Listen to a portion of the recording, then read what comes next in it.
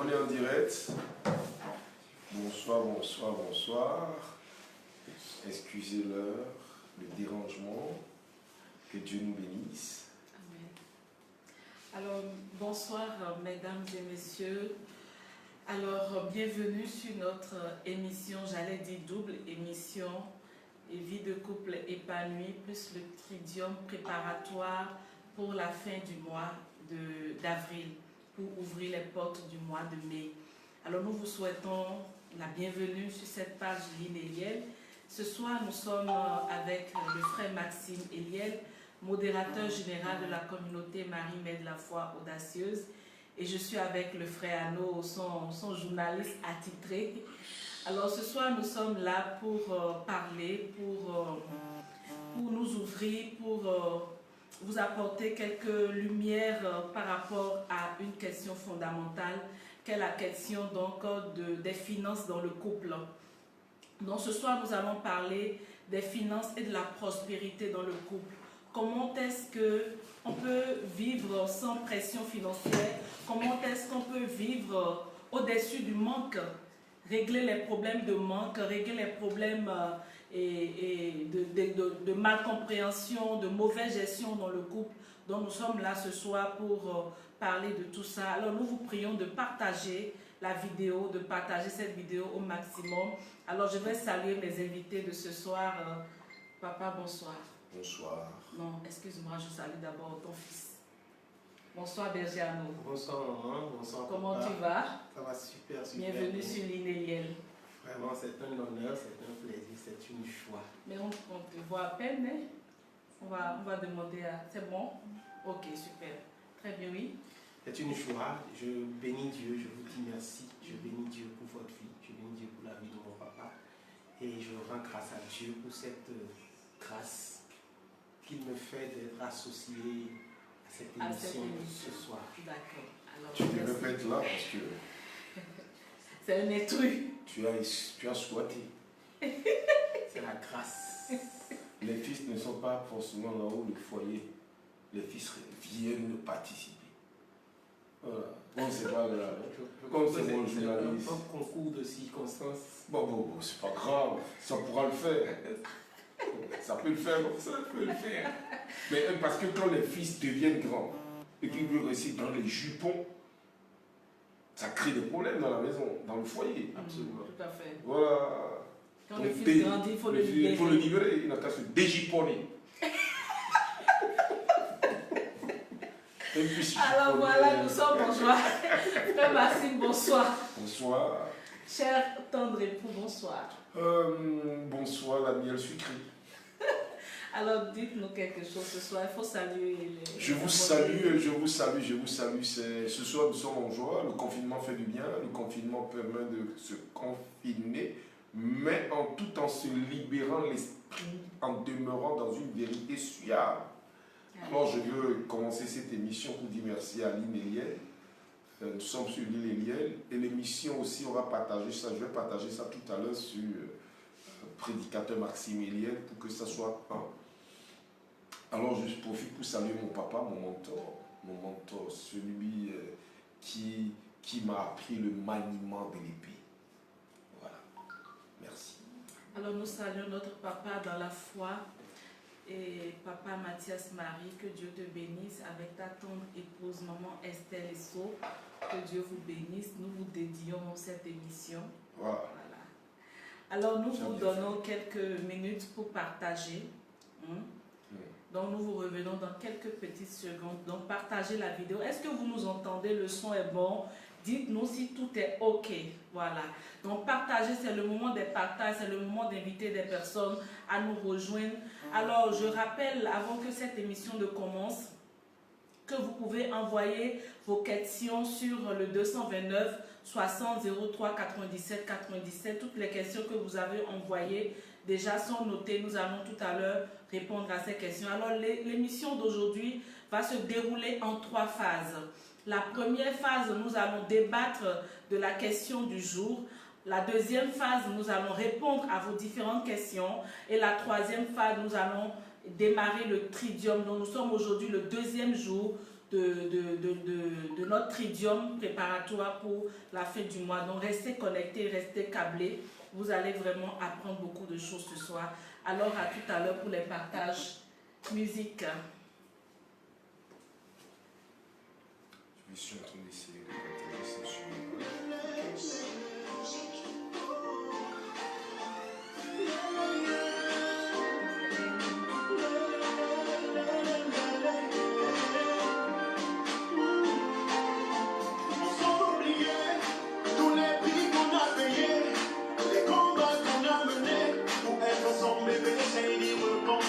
L'amour a laissé place au jugement, les colères, les disputes, nous enlisent. Baby, on sait plus s'apprécier. Je dis que t'es fatigué, que toi tu veux t'en aller. Jamais, non, jamais, jamais je ne pourrai t'abandonner. Je n'ai nulle part où aller. Avec toi je veux rester.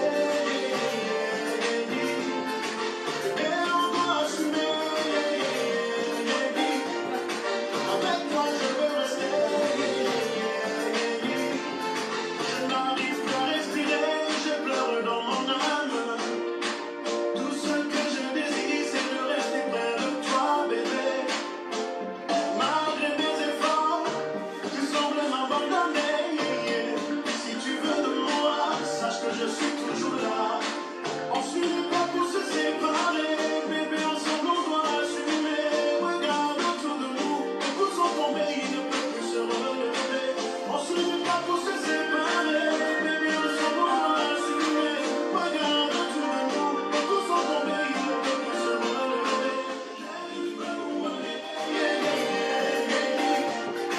Avec toi je veux rester.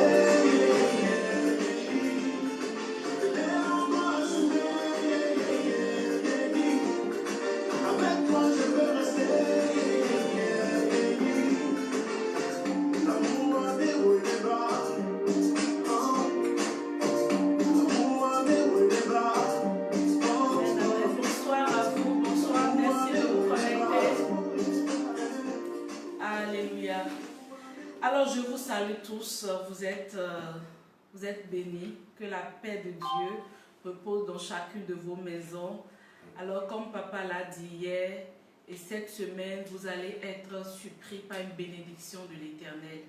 Une bénédiction va vous visiter dans chacun de vos domaines, quels que soient les revers que vous êtes en train de traverser actuellement, quelles que soient les situations, les circonstances de la vie, n'ayez pas peur, parce que c'est le thème du tridium, c'est n'ayez crainte, n'ayez pas peur, parce que la peur vous paralyse, la peur vous empêche de réaliser le plan de Dieu pour votre vie. Et le diable aujourd'hui fait tout possible pour que vous soyez permanemment dans la peur. Donc voyez, n'ayez crainte, soyez dans l'assurance, le Seigneur est avec vous. Alors donc ce soir, je vais partager donc, les questions avec mon frère Berger, avec le frère Maximilien. Donc nous allons lui poser des questions. Moi-même, je pourrais répondre à quelques questions. Alors, la première question que je vais poser au frère Maxime, Oui.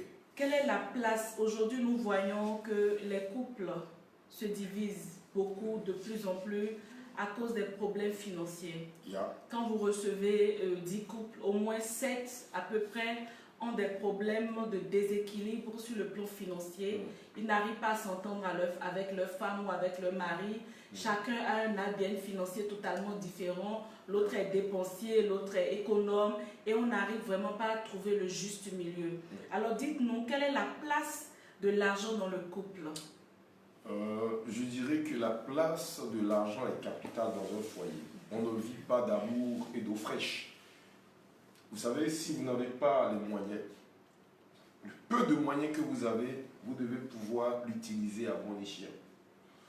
Pourquoi je dis ça? Parce que quand la femme sait que son mari a et que le mari ne dépense pas, ne laisse pas libre cours aux dépenses au niveau de la femme, ça cause un problème. Et si l'argent, c'est ce qui permet au foyer de subvenir aux besoins du foyer. On ne se marie pas. Je dis bien, on ne se marie pas quand on ne peut pas on ne peut pas prendre soin de son foyer. Est-ce que vous êtes en train de nous dire que ceux qui n'arrivent vraiment pas à s'en sortir n'ont pas le droit de se marier? Est-ce que pour se marier, il faut tenir essentiellement compte de l'état financier de l'autre? Ce n'est pas ce que je dis, mais je pense pour ma part que deux personnes qui veulent aller au mariage, c'est parce qu'ils peuvent se prendre en charge. Parce que quand tu dis que tu veux aller marier l'enfant de quelqu'un, dans la maison de son père, elle mangeait. Quand elle vient chez toi, elle ne va pas rentrer chez toi et être affamée. Ça va être écoutez-moi, une abomination. Ça va être, écoutez-moi bien, quelque chose de méchant. Parce que quand la Bible dit que l'homme quittera son père et sa mère, s'attachera à sa femme, on n'a pas précisé que l'homme soit pauvre. Non, il faut un minimum. Moi je dis qu'on n'a qu'à cesser de rentrer dans cet esprit de religion qui pousse les gens à croire que bon, qu'on les matérialise. Aujourd'hui, si tu n'as pas d'argent, tu n'as pas de femme. Donc je vais marier une femme, elle va venir dormir sur une natte dans ma maison. D'accord, elle va dormir sur la natte. On finit de faire tout, elle n'a rien à manger, et puis on pond les enfants, on fabrique des enfants dans la misère, et puis les enfants vont mourir, on va dire que c'est un sorcier. Mais je dis non, l'argent a une place importante dans le foyer. Alléluia. Et oui, vous avez raison, parce que même dans le jardin d'Éden, lorsque Dieu disait qu'il n'est pas bon que l'homme soit seul, c'était un homme qui était en pleine activité. C'était un homme qui cultivait le champ, parce que Dieu lui dit cultive le champ, et c'est pendant qu'il était au travail que Dieu a vu qu'il n'était pas bon qu'il soit seul. Voilà. Parce que Dieu lui a donné une tâche à Adam. Alors donc frères et sœurs, nous sommes là pour notre émission d'aujourd'hui, Finances et prospérité dans le couple. Alors le premier point que vous devez noter ce soir, c'est que l'argent a une place importante dans le couple. Même avant que l'argent n'ait une place importante dans le couple, l'argent est déjà important pour l'être humain. Pour le suivi humain. Pour le suivi humain, c'est important d'avoir de l'argent. Donc nous devons cesser l'esprit de religiosité, nous devons cesser de croire à ces mensonges qui nous disent que non, et quand vous recherchez trop les biens de ce monde, vous allez finir en enfer. C'est-à-dire qu'il faut un changement du disque interne. Sinon l'argent va te fuir. L'argent c'est comme une rivière. Et nous constatons que ça coule davantage dans certaines directions que dans d'autres, parce qu'il y a des personnes qui ont comme des capteurs, des aimants qui attirent plus l'argent. Il y a des couples qui attirent l'argent et d'autres qui n'attirent pas l'argent. Qu'est-ce qui peut créer qu'on voit aujourd'hui des personnes très pauvres, des couples qui sont vraiment à la limite de leurs moyens, mais nous voyons d'autres couples qui s'épanouissent, qui vivent heureux, qui arrivent vraiment à subvenir à leurs besoins. Qu'est-ce qui fait ce fossé-là, frère Maxime? Vous savez, je vais répondre sur deux volets. Ce qui crée ce fossé, c'est que deux personnes qui veulent se mettre ensemble doivent d'abord avoir une même vision. Ou soit l'autre doit pouvoir épouser la vision de l'autre. Première ligne. Deuxième ligne, quand vous vous mettez ensemble et que vous voulez bâtir votre avenir, deux personnes qui sortent d'un milieu pauvre doivent savoir qu'ils ne sont pas des couples qui doivent croiser les bras et attendre tout du ciel. Ils doivent d'abord au préalable établir des principes qui doivent permettre à ces deux de pouvoir se battre. S'ils ne peuvent pas chercher un emploi, ils doivent savoir que leur rôle, c'est d'aller chercher une activité qui doit permettre à ce couple de fructifier de l'argent. On n'a pas besoin de beaucoup d'argent pour commencer par être heureux, le minimum. Moi, j'ai vu des personnes commencer une affaire avec 5 000 francs. Avec 1 000 francs. Je me rappelle, c'était les derniers 1 000 francs que j'avais dans ma poche. Une dame est rentrée parce que son mari a perdu son emploi. Et les deux sont à la maison et la femme était obligée de poser des actes désobligeants pour donner à manger à son mari. Je lui ai dit, on va arrêter coup à ça. Je lui ai remis 1 000 francs. Elle dit, mais 5 000 francs, je vais aller acheter 40 oranges. Aujourd'hui, cette femme ne vend plus des oranges les plus chères, mais compte des oranges. C'est des preuves palpables, des personnes que je connais, dont je ne cite pas du tout le nom. Aujourd'hui, elle ramasse, elle va dans les villages, elle achète des oranges, et elle vient à Cotonou, et elle compte aux gens. Mais elle a commencé avec 1 000 francs. Elle est venue me voir après avec 30 000 francs. disant que le bâcher faisait 40 000 francs. Quand j'ai vu 30 000 francs, quand vous voyez 30 000 francs dans la main d'une femme, c'est facile de lui compléter 20 000 francs parce que l'argent, les 1 000 francs que je lui ai donnés, se sont multipliés en 30 000. J'ai toute la motivation. Je lui ai donné d'abord les 20 000 francs et je lui ai dit, quand tu viendras et que la cargaison finit, permet que je puisse t'aider aussi pour désormais le transport. Là, on va enlever le transport. Aujourd'hui, quand on a fini, elle a calculé tout ce que je lui ai donné. Ça faisait 50 000 francs. Elle est revenue me voir pour me dire qu'elle considère que c'est un prêt. Alors, elle est venue me remettre les 50 000. J'ai pris les 50 000 francs. Je lui ai dit maintenant, c'est comme mon coup de pouce. Amen. Amen. Vous voyez un peu, l'argent, les deux doivent sortir pour chercher l'argent. Alors, moi, avec votre permission, maman, ce que papa vient de dire me rappelle une formation qu'il nous a donnée au ministère de multiplication au sujet de l'ADN. Parce que pour se mettre ensemble aussi, je suis en train de comprendre qu'il faut que les gens regardent si, c'est-à-dire le compatibilité. Voilà, la compatibilité financière. La compatibilité financière. Si le programme qu'ils vont exécuter au cours de leur vie ne les prédispose pas à la pauvreté jusqu'au bout. Amen. Je ne te coupe pas la parole. Vous savez, ce qui me fait mal aujourd'hui, c'est qu'on met les gens ensemble au hasard. Une femme qui sort d'une famille totalement pauvre, qui va dire qu'il est amoureux d'un autre garçon, qui sort d'une famille totalement pauvre, et qui à la base, les deux voient que devant eux, ils n'ont rien. Il faut être intelligent. Mais le problème, frère Maxime, c'est parfois l'environnement. Parce qu'une femme qui est née dans une famille totalement pauvre, n'a eu que peut-être des amis pauvres, elle est restée dans un environnement, elle n'a pas vraiment rencontré des personnes qui sont quand même sorties d'une famille Il y a un ami pasteur que j'aime bien, un ami qui est un pasteur que j'aime très bien. Il dit, quand tu es jolie là, la seule chose que tu peux vendre, c'est ta beauté. C'est ta beauté. Donc, tu ne peux pas dire que tu es sorti d'une famille pauvre, que tu as gagné ta peau jolie pour aller te mettre avec quelqu'un qui ne pourra pas conserver ta peau. Toi-même, tu es un problème. Excusez-moi, les gens tous dormir à l'église et puis, écoutez-moi, ils dorment à l'église et ils regardent dans le ciel. Alors, je dis non. Frères et sœurs, vous comprenez bien là, ce je suis sur l'île et le frère Maxime est en train de dire. Il n'est pas en train de vous pousser à la prostitution, mais il est en train de vous demander à être intelligent. L'environnement n'est pas une excuse. Le fait que vous êtes né dans une famille pauvre n'est pas une excuse. Ça ne détermine pas que vous allez finir forcément pauvre. Alléluia. Donc vous devez prendre des responsabilités et savoir que si... Oui. Attendez, je vais te dire quelque chose. Le simple fait que tu sois né dans cette famille que Dieu t'a fait jolie, c'est fait. Dieu a réglé ton problème. Allons-y, ma chérie. Avec votre permission, je voudrais poser une question. Parce que ce que vous êtes en train de dire là soulève un remue-ménage interne en moi. Alors la question est celle-ci. Quand les gens veulent devenir mécaniciens, ils vont à l'école de la mécanique. Oui. Quand ils veulent devenir soudeurs, ils vont à l'école de la soudure. Oui. Quand ils veulent devenir couturiers, ils vont à l'école de la couture. Je ne parle pas du mariage institutionnel. Mais pourquoi est-ce que dans la société n'a pas prévu que les gens aillent à l'école du couple? C'est-à-dire, on étudie pour tout ce qu'on fait de façon, ce que l'homme fait, il y a une façon d'apprendre aux gens. Mais j'ai constaté que les gens atterrissent dans les foyers avec aucune information sur comment ça doit fonctionner. Les mots comme ça, là, c'est nous qui nous marions comme ça.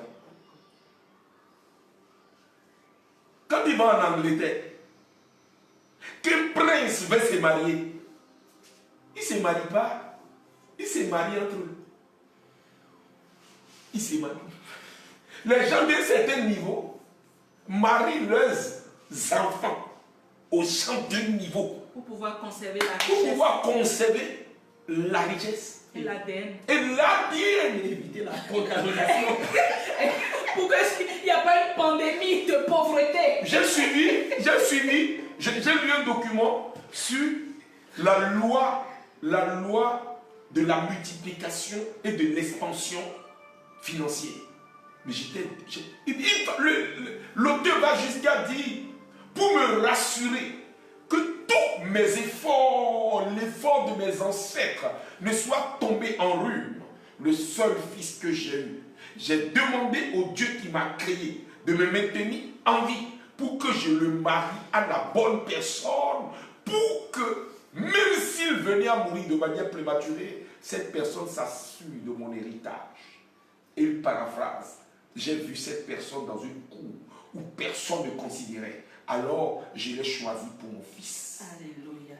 Alors, donc, c'est ce qu'on appelle la loi de la correspondance. Il faut se marier par correspondance. C'est-à-dire, il faut que mon état financier, mon ADN, réponde à l'ADN qui est en face de moi. Il faut qu'il y ait une complémentarité. Sinon, le pauvre qui marie le pauvre, vous ne faites rien. Vous n'améliorez même pas le système du monde. Vous empirez le système. Alléluia. Donc, nous vous demandons de travailler, de regarder. On ne se marie pas simplement parce qu'on aime la personne. Le frère Massim l'a dit, vous n'allez pas boire l'amour ou bien manger l'amour et boire de l'eau. Non. Regardez au fond d'où vient la personne. Quel est son environnement? Quels sont ses rêves? Qu'est-ce qu'il a en lui? Parce que vous pouvez être financièrement paumé et porter un rêve en vous, quelque chose en vous. Vous pouvez être financièrement paumé et avoir un bon ADN. Alléluia.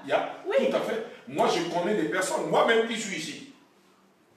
Mon père est militaire. Je suis né à Candezo. À l'hôpital de Candezo. J'ai grandi dans les casernes. Et c'est dans les casernes que Dieu m'a permis de vivre. J'ai vu mon père, l'éducation, droit, sérieux. Gloire à Dieu, aucun de mes frères n'est devenu délinquant. Mais nulle part il est écrit. Quand vous voyez les fils de militaires, leur avenir, pour beaucoup de personnes, est scellé. Quel ADN peut-il porter? Si ce n'est pas devenir lui-même un militaire un jour. C'est un métier noble. Mais personne, c'est ADN. L'ADN qui a muté en moi, c'est l'ADN de ma mère. Il faut que je sois reconnaissant. Parce que ma grand-mère était commerçante. Mon grand-père maternel était commerçant. Lui, il vendait du poisson. Ma grand-mère vendait de la nourriture. Ma grand-mère, elle aussi était commerçante. Issue d'une lignée royale. Vous voyez un peu? Donc, la mutation génétique de mon père en étant militaire a amélioré quelque chose en moi. C'est la rigueur et les principes. Maintenant, l'intelligence financière, je l'ai acquis de l'autre côté de ma mère, qui était une dame qui pouvait prendre n'importe quoi et multiplier facilement. Vous voyez un peu? La mutation. Tu ne peux pas être pauvre et rêver d'aimer pauvre. On dit d'être heureux dans la pauvreté. Je maudis ça. Non, on maudit la pauvreté. Alléluia. Je suis fils de papa Nous Mathias. revenons dans le thème. Alors donc, si nous sommes d'accord que l'argent a une place importante dans le couple, oui. Alors le couple qui se prépare au mariage doit-il forcément adopter le régime communauté de biens ou séparation de biens? Vous voulez que je réponde? Même si vous n'êtes pas juriste. Vous savez, j'aime la loi, mais j'aime la séparation des biens. En matière d'affaires, si je suis homme d'affaires que je dois me marier, comme je suis homme d'affaires, je suis chrétien, mais je suis dans les affaires, je préfère la séparation des biens. Parce que quand ma femme n'a pas son bien, et que moi aussi, je ne jouis pas de mes biens, le jour où il y a une crise, quand on va vouloir créer un problème, c'est que j'emballe ma femme. Et je bénis Dieu pour la loi au Bénin qui a prévu, à moins que les conjoints décident de faire communauté de biens. Oui, à moins que vous décidez. Vous décidez. Moi, je préfère la séparation de biens. La séparation de biens, ça permet à chacun d'être, ça protège les deux conjoints. Oui, en fait, ça protège, si le conjoint ou le mari, parce que c'est les femmes qui en sortent parfois perdants. Mais non, parce Voilà, que si le mari est quelqu'un d'assez responsable, parce que c'est souvent au décès que les gens de femmes comme ça ont beaucoup de problèmes, parce que le mari n'a pas pris le temps de construire sa femme, de sécuriser sa femme. Et à sa mort, toute la belle famille vient s'accaparer du bien du mari et la femme se retrouve sans rien après peut-être 25 ans, 30 ans dans le ménage. C'est vrai, c'est vrai. Je peux répondre. Oui. Vous savez, un mari normal, qui est un mari normal, doit déjà de son vivant régler ce problème. Moi, mes biens là, tous mes frères savent qu'aucun d'eux n'a droit à un bien chez moi. Parce que notre papa nous a payé la scolarité à nous tous. Nous tous, on était allés. Il n'a épargné personne. Donc, mes biens là appartiennent à ma femme et à mes enfants. La communauté, ce qui appartient à la communauté est connu. Donc, dès mon vivant, ma femme doit savoir que, même si je venais à mourir, je dois lui donner l'attestation attestant que mes biens passent de manière naturelle à mes enfants. Et elle aussi va profiter de par mes enfants. Parce qu'il faut protéger doublement la femme. Parce qu'il y a des enfants, lorsqu'ils grandissent, parce que la loi prévoit que la femme n'est droit qu'au quart des biens de son mari et les enfants les 3/4. Donc il faut, vous savez, quand vous aimez quelqu'un, vous devez pouvoir valoriser la personne dès votre vivant, ce n'est pas à votre mort. Les femmes qui sont déshéritées, c'est parce que leur mari n'a pas fait un travail de fond. Et c'est un problème crucial parce qu'on a des exemples, hein, des exemples où elles sont chassées de la maison. J'en ai connu, il y a une de mes filles qui est au Japon. Mhm. Quand son père est mort, elle a perdu sa mère très jeune et quand son père est mort, ils sont issus d'un tribu matriarcat. Ils sont venus la voir pour lui dire, bon, comme tes deux parents sont morts, écoute-moi, tu es malchanceuse. Elle venait d'avoir son bac. Premier d'une nation. On l'a enlevé, on l'a mis au village. On est parti en évangélisation, j'ai rencontré cette jeune fille. Elle a parlé, je l'ai regardée. J'ai dit, on va prier Dieu. Elle a eu une bourse. Depuis 15 ans, elle est en Chine, au Japon. Aujourd'hui. Ses oncles veulent rentrer en contact avec elle. Mais elle dit non. Alors nous allons continuer. Merci d'être là, ça nous fait du bien. Merci d'être connecté aussi. Merci de partager cette vidéo. Alors, pour la question du régime matrimonial, c'est chaque couple qui décide. Et la loi prévoit que ce soit la séparation de biens. C'est sur insistance du couple que vous allez vous mettre en communauté de biens. Mais c'est à vous de choisir. Donc on ne vous impose pas de faire la séparation des biens, mais nous sommes en train de vous donner des conseils. C'est des conseils. Voilà. C'est des suggestions. Il faut toujours rappeler ça. Il y a toujours des oreilles terribles. Oui, qui pensent qu'on veut diviser les foyers. Voilà. Je ne divise pas les foyers. Moi, je suis promoteur de foyers. Mais je veux que tout soit bien fait, qu'on cesse de dire aux gens que Dieu est bon, ça va aller, et puis les gens finissent par devenir pauvres. Non, tu n'as pas marié enfant de gens. Alors, une autre question. Est-ce qu'on peut révéler, c'est-à-dire que je me marie, est-ce que je peux faire étalage de tous mes biens à mon conjoint? Ça, c'est... Vous savez, pourquoi je ne peux pas faire étalage? Je dois faire étalage de tous mes biens à mon conjoint. C'est-à-dire mon salaire, mes biens, tout ce que j'ai, mon compte... C'est pas à tous les maris. Et c'est pas à toutes les femmes. Parce qu'il y a des femmes, quand elles voient que ton argent est en route, oh là là là là là là, ben dis donc, elles ressuscitent les dépenses. Même ceux qui sont morts, il y a des femmes ou des hommes, quand ils savent que tu as l'argent, tant que l'argent n'est pas fini, tu n'as pas la peine. C'est quand l'argent va finir qu'elle va commencer par te montrer la route de l'enfer que tu vas savoir que tu es une femme. Femme, il y a des femmes, hein? Femmes. Il y a des femmes, le jour où vous les avez mariées, je vais donner ce conseil, quand vous voulez marier une femme, et qu'elle commence par vous fréquenter, vous allez voir, il y a ce qu'on appelle la floraison financière. Il faut savoir que c'est la bonne femme. Mais il y a des femmes, quand vous voulez la marier, la sécheresse, tout finit. Même le jour de la dot, vous faites l'accident. Le jour de la dot, vous faites accident. Il y a même là, c'est le jour de ça donc que le monsieur est mort. Oui. Je crois que J'ai eu 2 comptes. le jour du mariage, Du mariage. ils ont fait accident et la nourriture qui devait venir pour servir à tout le monde, près de 600 invités, s'est répandue sur le goudron. Non, mais ça, c'est une malédiction. Non, parce que vous savez, moi je bénis Dieu pour cette émission sur l'île Eliel, parce que vous savez, on va dire beaucoup de choses aux gens, parce que je dis aux gens, On ne marie pas toutes les femmes. on ne marie pas toutes les femmes, on ne marie pas tous les hommes. Non. Il y a des personnes, la première fois où il entretient une relation avec toi, la mort rentre dans ta vie. Parce que vous savez, dans la semence d'une personne se trouve ce qu'on appelle le programme. Soit un programme de vie, ou un programme de destruction.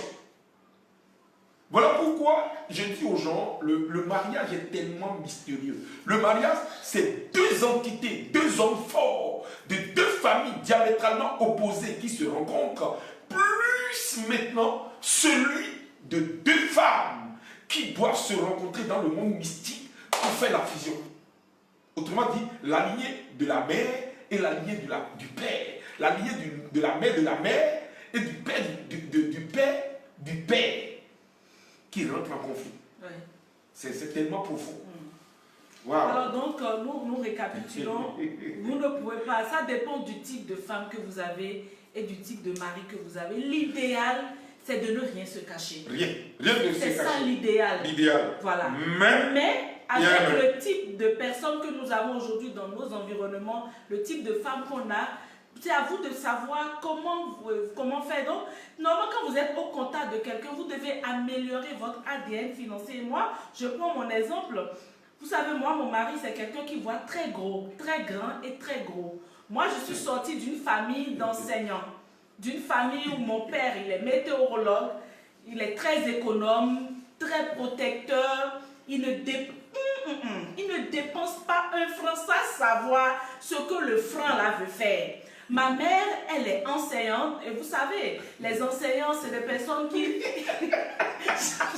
J'en ai un à côté de moi. C'est des personnes, ils veulent vivre vraiment juste, ils ne veulent pas faire de gros dépenses, les autres, voilà. Donc, je suis restée dans cet environnement où on ne se permettait pas tout. Même si papa avait les moyens, on ne vivait pas comme les enfants de riches. C'est-à-dire, on n'achetait pas tout ce qui nous tombe dessus et tout. Mais papa, lui, il a grandi dans un environnement où lui, il voit grand. Donc, du coup, nos 2 fusions, c'est-à-dire ce que moi je trouve trop grand, lui, il trouve que ce n'est pas grand. Alléluia. Là où moi, je vais être parfois trop économe, je dis non, on ne va pas faire ça. Il dit on va faire. Donc, c'est la fusion, c'est le fait de se mettre ensemble. Corrige l'ADN de l'autre. Alléluia. Donc je ne dis pas que lui-même, il n'a pas gagné quelque chose dans mon ADN. J'ai gagné. Il a gagné beaucoup de choses. Parce que ça lui a permis d'être organisé, d'amasser encore plus. Parce que lui, il avait trop de gros rêves et tout. Donc moi, je venais plus, je le calmais. Pardon.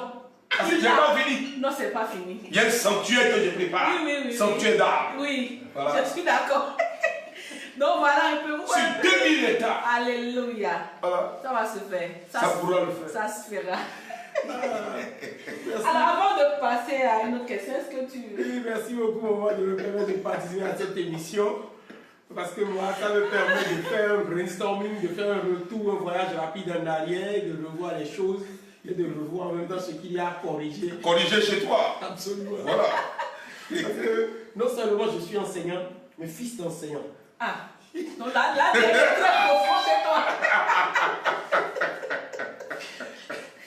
Non seulement j'ai été enseignant, mais fils d'enseignant, mais moi j'ai eu 2 avantages majeurs. Le premier, c'est que ma maman, elle voyait, malgré qu'elle était enseignante, elle voyait grand. Très bien. Très bien, tu as une bonne maman. Elle était très bien partie. Mon papa était dépensier, lui il était comptable, mais il aimait la vie. Mais ma maman, elle était parcimonieuse. Et quand elle voyait le potentiel, elle était quoi? Parcimonieuse. Ça veut dire quoi? C'est-à-dire, elle était très organisée. Okay. Je suis parcimonieuse. Parcimonieuse. C'est-à-dire que le jour... Ça, c'est un nouveau mot, hein? Parcimonieuse. Wow. Le jour de la fête, ce qui doit aller à la fête, il a la fête. Le jour de l'écolage, on ne sera pas arrivé à l'école et puis on va voir qu'on ne s'était pas préparé pour l'école. Rien ne la surprend. Rien ne la surprenait. Donc, elle a fait en sorte, quand elle a vu le potentiel, de ne pas me permettre de rester dans les petites écoles. Donc, elle m'a envoyé d'abord au contact de gens qui n'étaient pas au collège catholique au pied, de gens qui n'étaient pas de notre milieu social, du milieu social que moi je quittais. Ça a changé ma mentalité. Et le deuxième avantage majeur que j'ai eu, c'est rencontrer papa.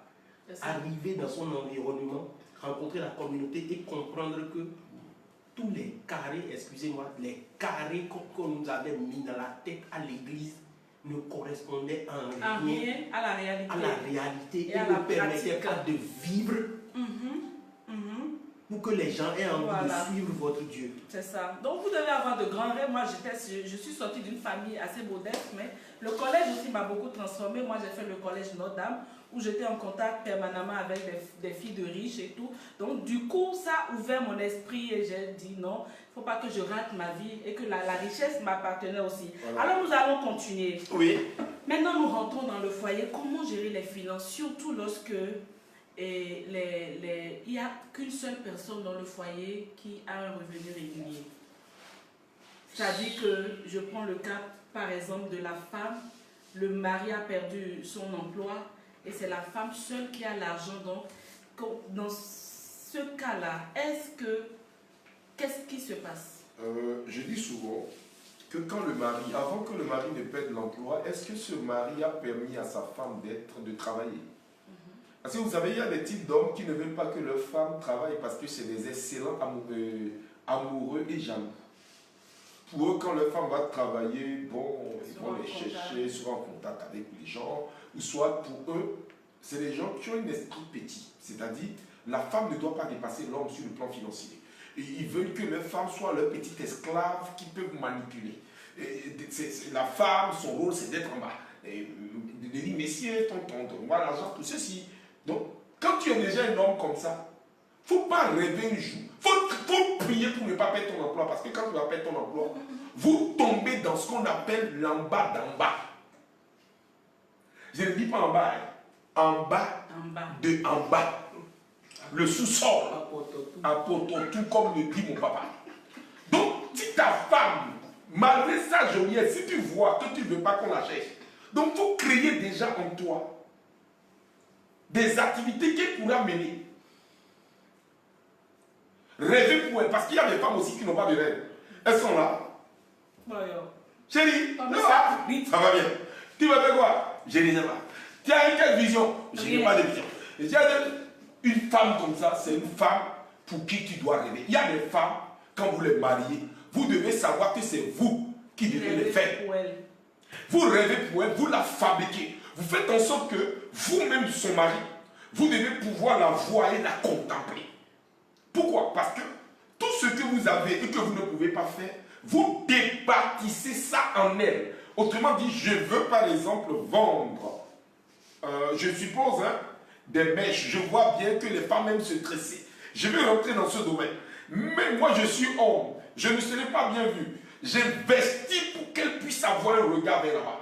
Du coup, l'âge, elle commence pas, comme elle n'avait pas de rêve, qu'elle rentre là-bas, tu élargis sa vision en devenant en même temps l'administrateur. Parce qu'il y a aussi, ces gens de femmes n'ont pas ce qu'on appelle l'art et la méthode comptable.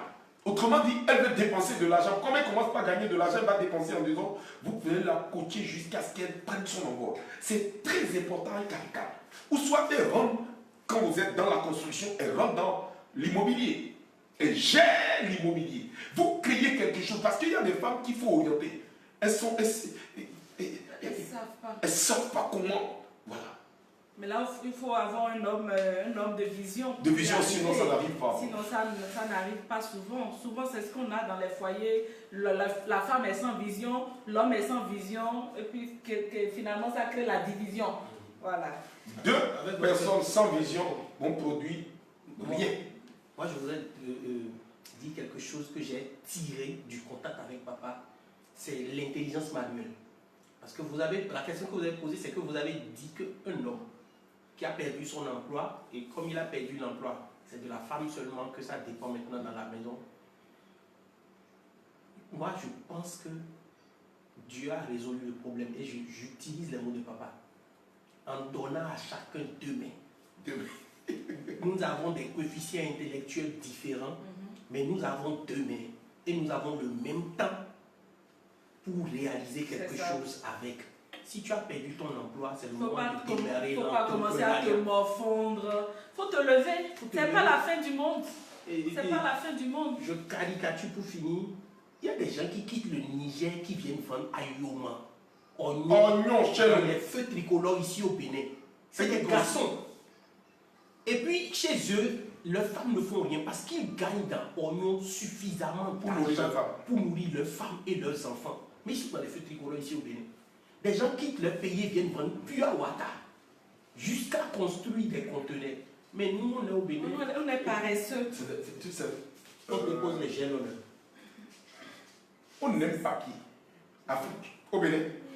Vous savez, vous allez voir quelqu'un, un individu, il rentre dans votre bureau, vous avez quel diplôme? J'ai un doctorat. J'ai dit, quand je te regarde là, c'est ton ou qui est le doctorat? Moi je suis, vous savez, moi je ne suis pas gentil. Je reconnais que je ne suis pas gentil. Je dis, mais toi comme ça, tu es bon pour être un bon cultivateur. Mais tu es parti me faire un doctorat dans un domaine où ça n'apportera rien à la société. Merci d'envoyer les cœurs, les likes, voilà, pour que la vidéo ne se coupe pas. Merci de partager, d'envoyer des cœurs. La vidéo ne se coupe pas. Oui, parfois il signale et puis ça commence à se bugger un peu. Voilà. Vous mettez des cœurs. Quand vous mettez les cœurs, ça ne se coupe pas, c'est fluide. Voilà, rendez fluide, voilà. Ok, alors, je veux que vous parlez un peu à ces hommes-là dont les femmes gagnent plus qu'eux. Parce que c'est une véritable source de frustration chez eux. Et il y en a parce que la femme gagne plus qu'eux. Ils ne veulent plus participer à rien, ils abandonnent tout à la charge de la femme. C'est la femme qui fait tout. Je veux que vous le dites un mot. Vous savez, je vais vous dire quelque chose. Un homme, ça se respecte. Hein. Quand vous dites que vous êtes un couillon, un homme, vous devez savoir prendre vos responsabilités. Un homme paye les popotes. Tu ne dois pas réduire la popote parce que ta femme gagne de l'argent. Non. La femme aussi doit savoir qu'elle doit participer à la vie du foyer. Elle doit pouvoir contribuer à l'épanouissement du foyer. Et l'homme responsable, c'est l'homme qui sait prendre soin de sa femme et aider sa femme à aller loin dans ce qu'elle entreprend dans le foyer. Donc l'homme, si ta femme gagne plus que toi, ce n'est pas mauvais. Au contraire, quand une femme devient riche, qui conduit sa voiture? C'est l'homme. Quand une femme achète voiture, belle maison, qui va l'accompagner dans ses fêtes? C'est l'homme. Parfois, il y a la jalousie parce que moi, j'ai une de mes filles et qui a acheté une voiture plus grande que celle de son mari, mais ça crée beaucoup de problèmes. Aucun problème, ça ne doit pas créer de problème. Au contraire, je vais avec ma voiture, petite voiture, au boulot tous les jours, mais le week-end, la femme à 90% ne va nuire pas au week-end. Je me sape bien, je prends sa voiture. Elle ne peut rien dire, elle va en souffrir, mais elle ne peut rien faire. Et ça doit être un plaisir pour l'homme, que sa femme puisse avoir une bonne voiture. Cet homme-là doit être né d'une famille où la sorcellerie n'est pas loin. C'est sûr. Alors, nous avons encore 2 questions avant de passer aux questions-réponses. Alors, un couple, est-ce qu'un couple peut aider d'autres personnes et jusqu'à quel niveau? Quand je parle de d'autres personnes, je parle de la belle famille, des parents, jusqu'à quel niveau on peut aider? Parce que ça aussi, ça peut être une source de servitude et de pauvreté qu'on vous impose des gens à qui vous devez payer la scolarité, des personnes qui sont là et puis tout ce que vous prenez comme argent ne passe que chez les autres. Alors qu'est-ce que vous avez à dire par rapport à ça? Oui, vous savez, quand on est dans un foyer, il y a 2 choses qu'il faut apprendre. Il faut apprendre à fermer les portes. Il faut apprendre à fermer les portes, c'est-à-dire il y a des types de personnes que vous devez prendre en charge. Il est vrai, votre papa paye votre scolarité. Vous pouvez aider certaines personnes, mais pas pour que cette personne devienne des poids pour le foyer. Si le foyer a un budget de 100 000, et que je dois aider quelqu'un à hauteur de 200 000, je ne peux pas. La seule chose que je peux faire, c'est d'apporter le minimum que je peux, sans dépouiller ma famille. Il faut que... La priorité, donc, c'est le foyer. Le foyer. Le foyer, la priorité, c'est le foyer. Il y a le père, la mère. La Bible dit d'honorer le père et la mère. Si ton père est vivant, tu dois pouvoir l'honorer de temps. Mais s'il est valide, il travaille. C'est pas grave. De temps en temps, à la fin de l'année, tu peux le dire. Mais ta maman qui ne fait rien, tu peux aussi la soutenir. Mais c'est pas... Si la maman aussi gagne de l'argent, c'est pas une obligation. Vous comprenez? Ne vous mettez pas des cordes au cou. Des jours où, si tu ne fais pas, tu gagnes 100 000 et tu ne peux même pas économiser 10 000. Tu dis non, mon frère là, ma soeur là. J'ai dit, écoutez-moi bien. Qui va te ruiner. Moi, j'ai dit aux gens, ce qui fait que nous sommes pauvres en Afrique, c'est parce qu'on veut aider tout le monde. Et pas fini, on est pauvre. On veut être bien vu de partout. J'ai dit, je m'en fous. Plus qu'il n'en faut. Si tu es malade là, tu ne vas pas mourir. Qui va trouver l'argent si je n'étais pas là? Vous savez, il y a des personnes qui gagnent beaucoup d'argent, que l'argent circule dans leurs mains. Vous allez voir que ces personnes pouvaient faire de très grandes choses, pouvaient réaliser de grandes choses. Mais ils vivent dans ce qu'on appelle la servitude. La servitude. Et puis les personnes finissent par devenir pauvres. Et vous savez, ces personnes, si c'est des hommes, ils finiront par devenir des mendiants. Si c'est des femmes, elles vont se prostituer pour nourrir leur famille. Parce que tu es un homme, toi seul, tu dois payer la scolarité de 10 cousins, de 10 neveux, de 10 nièces. Et puis, ce qui est terrible chez toi, c'est que tu le fais d'abord avant de penser à tes propres enfants. Quand c'est comme ça, tu es dans une servitude et tu as besoin de faire déraciner, tu as besoin de délivrance, mais très, très, très rapidement. Alléluia. Donc, nous allons poser la dernière question. Yeah. Alors, la dernière question, c'est... Alors, nous allons rentrer maintenant dans le domaine spirituel. Yeah. Comment est-ce qu'un couple doit se mettre à l'abri du manque en tant que prédicateur? Alléluia. Et si je veux rentrer dans ce domaine, vous savez, le couple doit pouvoir apprendre à payer sa dîme. La dîme sécurise non seulement le foyer, les fruits du foyer, c'est-à-dire, je m'explique. Les fruits du foyer, vous me permettez, je vais corriger pour que vous puissiez nous voir correctement quelque chose. Alors, les fruits... Envoyez des cœurs et partagez la vidéo. Envoyez des cœurs. Alors, qu'est-ce qui se passe? Si vous voulez que votre foyer soit à l'abri du besoin, le couple doit avoir son alliance avec Dieu. Première chose, le couple doit être en alliance avec Dieu. Deuxième chose, ce couple doit savoir qu'il faut payer la dîme parce qu'il y a des couples où la femme fait bras de fer avec son mari quand il veut payer la dîme. Ou soit c'est l'homme qui fait bras de fer avec sa femme quand il veut payer la dîme. Si vous ne payez pas votre dîme, ou soit quelqu'un vous a blagué pour dire, bon, est-ce que c'est nécessaire de payer la dîme? Il ne faut pas payer. Dieu lui-même viendra chercher. Quand Dieu lui-même vient chercher la dîme, c'est là où ça devient compliqué. Veillez à ce que Dieu lui-même ne vienne jamais chercher la dîme chez vous. Troisième chose, il faut que le couple apprenne à prier comme des rois.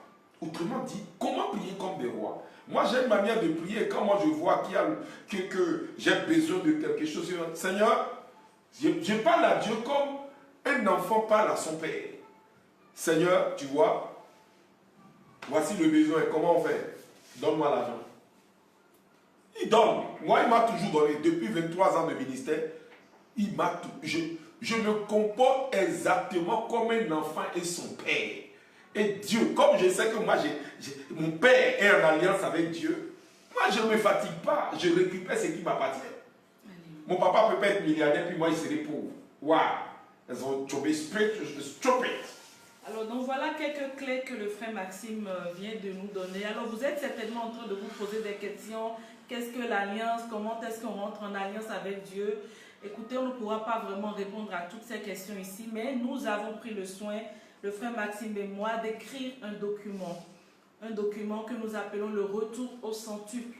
Alors dans ce livre, nous avons parlé de tous les principes spirituels pour la prospérité financière. Alléluia. Vous devez absolument, nécessairement lire ce livre et vous allez comprendre beaucoup de choses. Nous y avons mis les secrets de notre réussite. Nous y avons mis comment nous sommes à l'abri du monde, comment nous avons fait, quelles sont les démarches, ce que nous avons compris, quelles étaient les erreurs que nous avions fait par le passé. Donc tout est mis dans ce livre et je vous annonce que ce n'est que le premier numéro. Nous sommes en train de préparer un deuxième numéro là pour compléter tout ce que nous avions dit dans ce document. Alors n'hésitez pas, achetez ce livre là et nous vous faisons exceptionnellement pendant 2 semaines un prix. Confinement.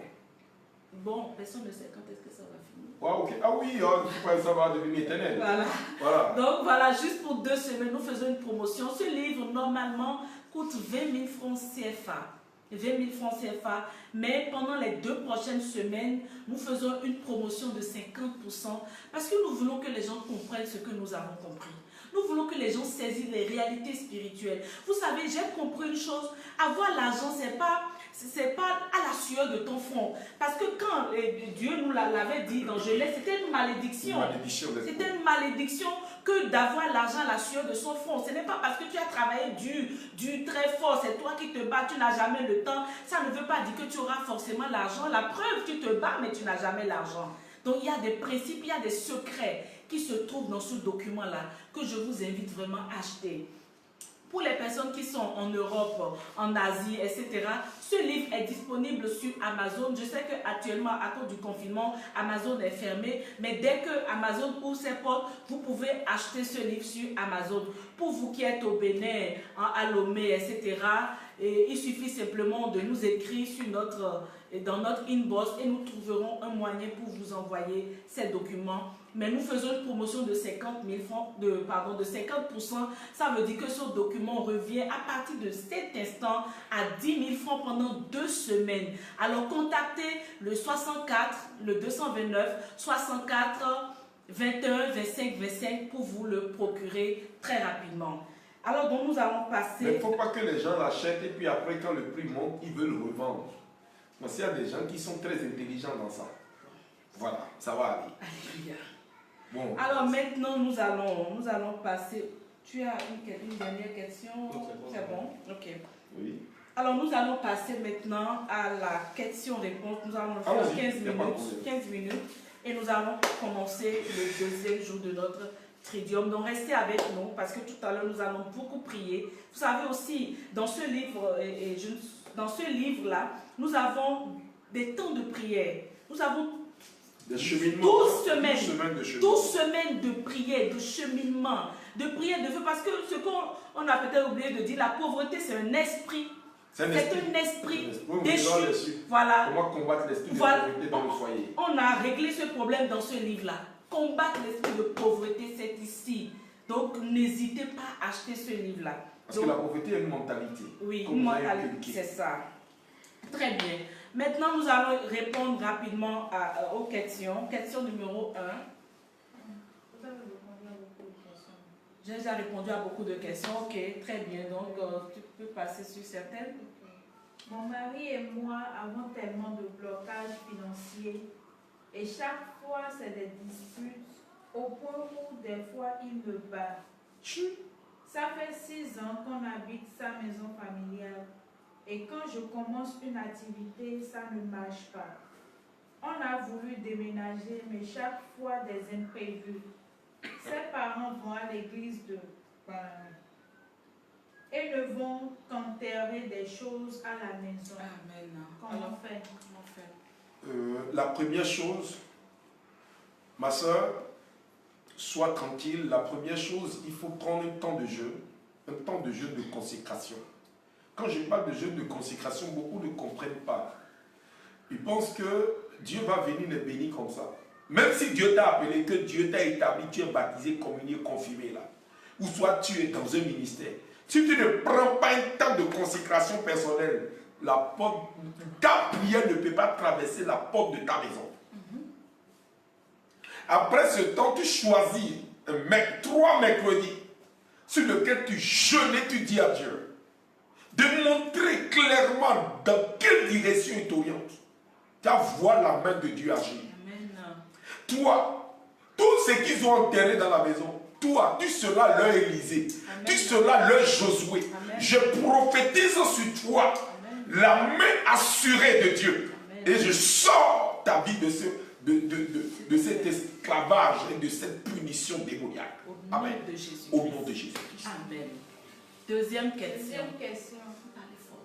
Que faire si ton mari dit que tu es la source de tous ces problèmes, que c'est la sorcellerie de ta famille qui le fatigue, le fait qu'il n'a pas de boulot et qu'on vit dans le manque tout le temps? Cette question, elle est à double volet. Oui. Le mari ne peut pas dire que c'est la sorcellerie de sa famille. Une seule famille ne peut pas constituer un blocage dans la vie d'un être humain. Je veux parler sur le plan spirituel. Si même ta belle-mère ou ton beau-père est sorcier et que toi-même tu n'as pas d'antécédent spirituel, leur stratégie ne fonctionnera pas contre toi. Il faut que ce mari prenne un temps de prière pour demander à Dieu d'enlever de sa vie toute main impure qui a travaillé jusque-là. Première chose. Deuxième chose, prendre un temps de repentance personnelle par rapport à tous les mauvais langages qu'il a prononcés par rapport à cette belle famille. Troisième chose, la femme dont le mari a répété tout ça doit se revoir et voir en elle-même le comportement qu'elle a et qui pousse son mari à dire ces bêtises de sa famille. Et ayant établi les preuves, fléchis maintenant genoux et prends un temps de jeûne nocturne. Quand je dis le jeûne nocturne, c'est de 18h à 6h du matin. Et poser la question à Dieu. Seigneur, Seigneur, que veux-tu que je fasse? Si je suis le bon chemin, oriente-moi. Si je me suis éloigné du chemin, ramène-moi sur le chemin. À 90%, ces gens de foyer, c'est des femmes qui se sont accrochées à des hommes. Ou soit, les parents ont refusé que tu te maries à telle personne. Mais comme tu es amoureux, ce qui m'étonne même là, je l'aime de tout mon cœur. Voilà, tu l'as aimé de tout ton cœur. Mais ce n'est pas un problème. Comme toi, tu es déjà dedans, je t'ai donné la solution. Amen. Je veux dire aussi à cette femme de revoir, parce que si un homme a pu dire que tu es la source de mes problèmes, c'est parce que l'homme aussi n'a pas vu de fruits dans ta vie. Tu travailles, mais on ne voit pas le changement. Alléluia, on ne voit pas le changement. Un homme comme ça peut confesser ça sur ta vie. Donc, je dis, mais si on veut que les choses changent, nous-mêmes, nous devons changer. C'est toi-même, tu changes d'abord. Et tout va changer autour de toi. Donc, change, ma chérie. Parce qu'il y a des femmes qui ressemblent à des sorcières. Voilà. Elles maudissent leur mari tout le temps. Toi, tu ne l'argent pas tout le temps dans ta main, mais rien ne retient. Tu ne retiens rien. Il y a les esprits passoires. Passoires. Et puis, il y a aussi des femmes, eux autres, ils maudissent leur mari. Comment tu vas me maudire? Et moi, il te donné mon argent.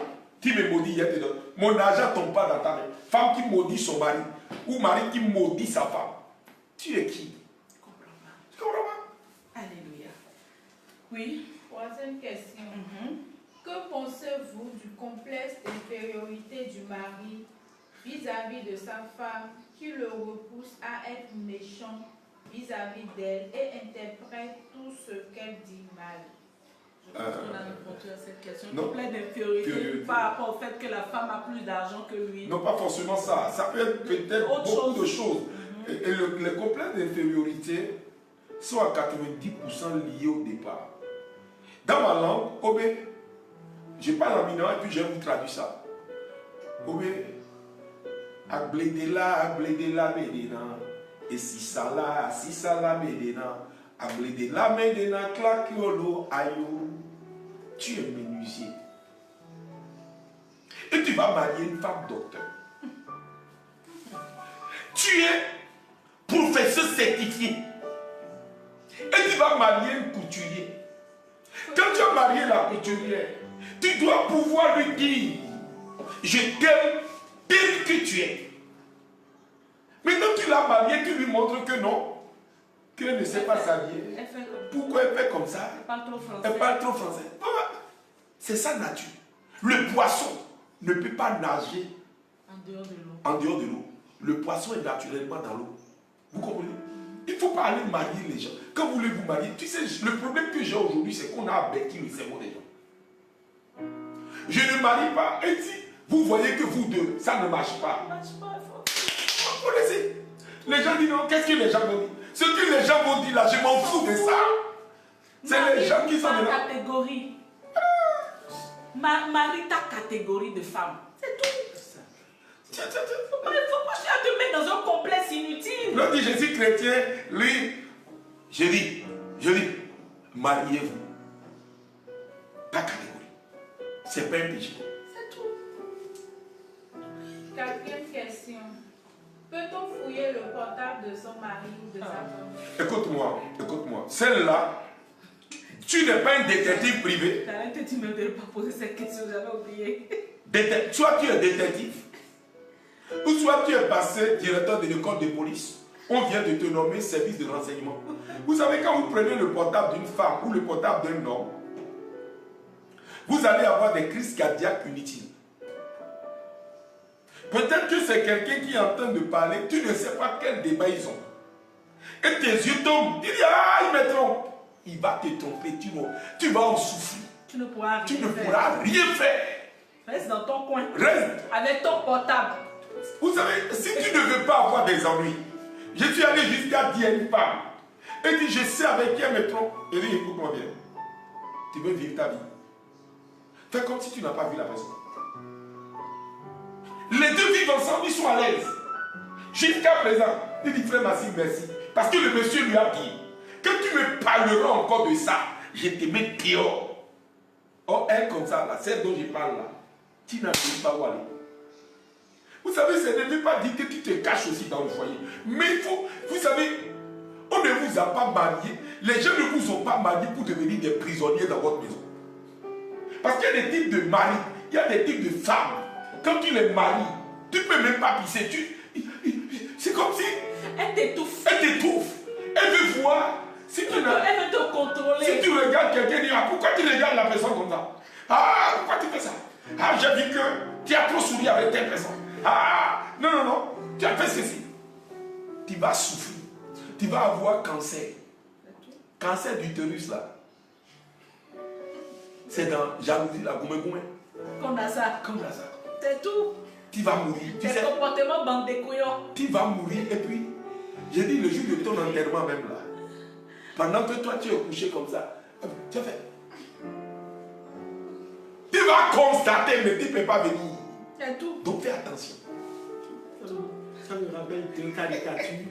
La première, c'est qu'on dit que le portable de ton mari, c'est comme de l'oignon. Le plus c'est loin de tes yeux, le moins tu pleureras. C'est tout. C'est fini, ok. Alors voilà, nous avons fini pour aujourd'hui les questions-réponses. Alors, retenez que Dieu vous veut prospère.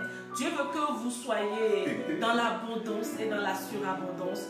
Dieu veut que vous soyez dans la prospérité financière. C'est la volonté de Dieu pour chacun de vous et pour vos couples. Alors n'oubliez jamais, même si aujourd'hui vous êtes en train d'essuyer les échecs et tout, Dieu n'a pas fini avec vous. Il n'a pas dit le dernier mot avec vous. Alléluia. Alors donc nous allons faire un mot de conclusion avec le frère Maxime. Nous allons prendre un cantique d'action de grâce et nous introduire directement dans le deuxième jour de notre préparation. Restez toujours connectés. Frère Maxime, vous avez un mot de clôture. De fin, je prie que tous les couples qui ont des problèmes financiers graves ou l'esprit de pauvreté a commencé par visiter votre famille, j'ordonne que l'homme fort l'homme fort qui est assis sur ce foyer soit chassé du foyer au nom de Jésus-Christ de Nazareth. Je maudis tout hôtel de misère qui travaille dans les foyers et veut perdre les foyers. Que la gloire de Dieu reconstruise dans vos foyers et que la main de Dieu agisse au nom puissant de Jésus-Christ de Nazareth. Père, j'ai prié. Amen. Que Dieu vous bénisse. Amen. Et que sa gloire parle en votre faveur. Nous enchaînons, si vous le permettez, ou si vous voulez, on coupe et on reprend. Mais on est déjà là, on va continuer en même temps. Voilà, on va faire ça en famille. Deuxième jour. C'est ça, allons-y. Très bon.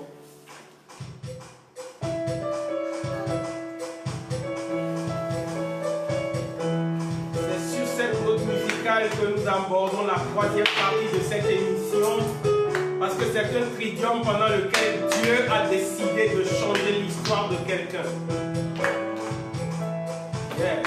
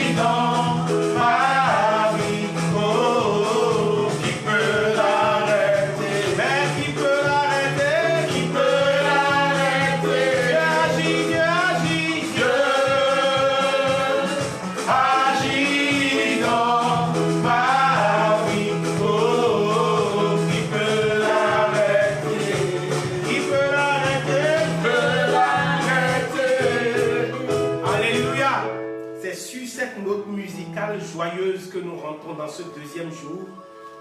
Papa, oui. Maman, avec votre permission, je vais rappeler le thème.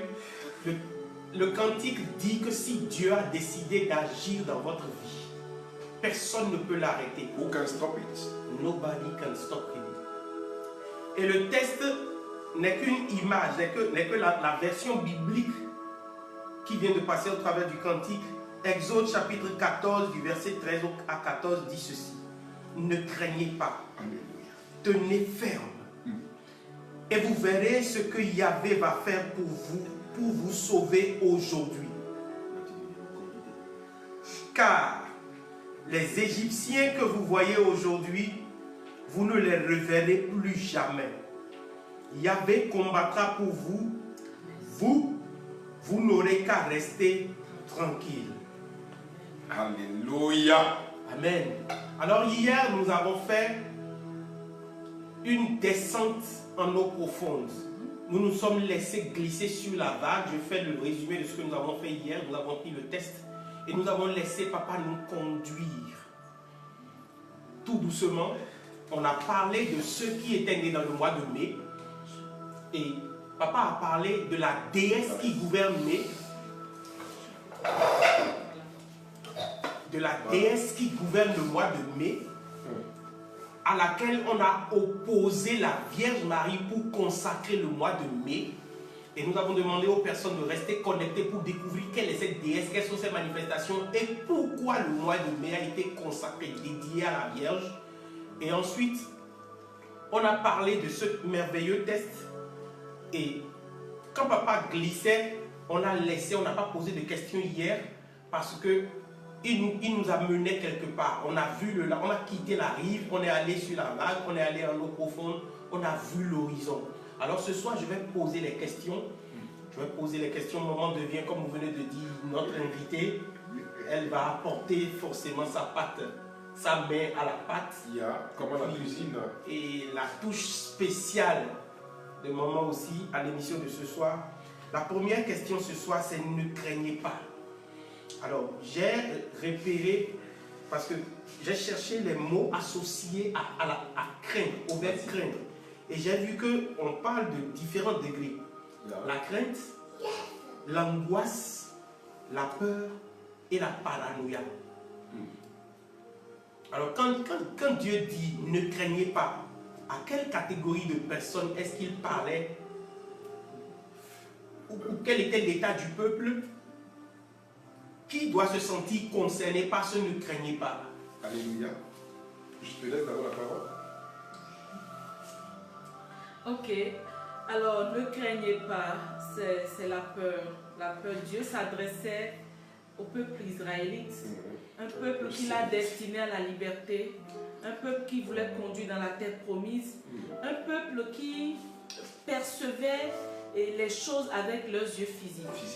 Parce que la crainte ou la peur vient de la perception que vous avez des éléments qui sont autour de vous.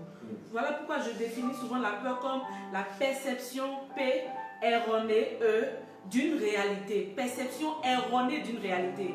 Donc c'est parce que nous utilisons nos yeux physiques à voir ce qui est là.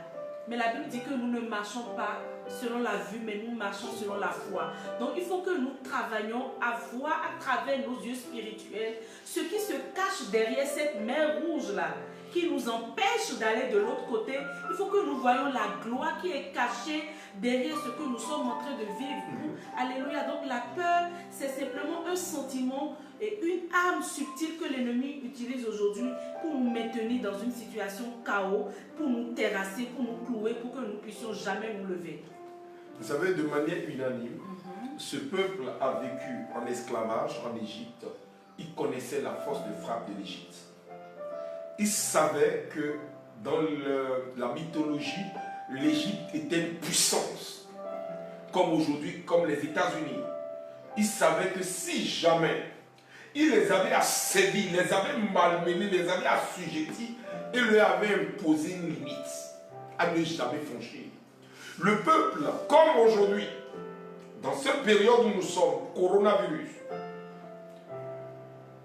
tout le monde a peur. Comment ça va se passer? Si ça venait à m'attaquer, est-ce que je survivrais ou si je mourrais?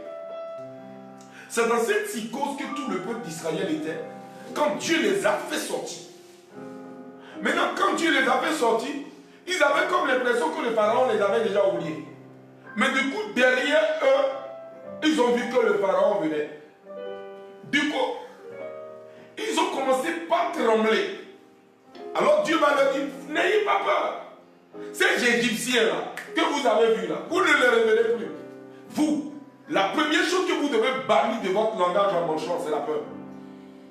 La peur peut être une peur physique, ou une peur psychologique, ou une peur collective.